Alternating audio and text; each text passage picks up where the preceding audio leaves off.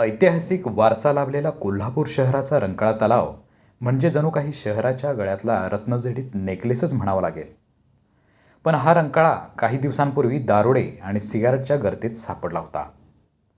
नागरिकांची सतत होणारी गैरसोय आणि तक्रारी पाहता रंकाळ्याला नवीन रूप देण्याचा निश्चय राजेश क्षीरसागर यांनी केला आहे.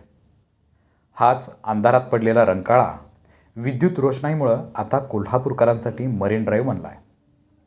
प्रामुख्यानं कोल्हापूर महानगरपालिका हद्दीतल्या ऐतिहासिक रंकाळा तलावच्या संवर्धन आणि सुशोभीकरणासाठी मुख्यमंत्री एकनाथ शिंदे यांनी नगरविकास मंत्री असताना 15 कोटी रुपये दिले होते. राजेश क्षीरसागर यांनी यात पुढाकार घेऊन रंकाळ्यावर आकर्षक विद्युत रोषणाई करून घेतली आहे.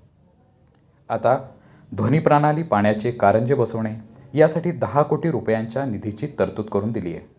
आता उर्वरित काम लवकरच पूर्णत्वास येणार आहे.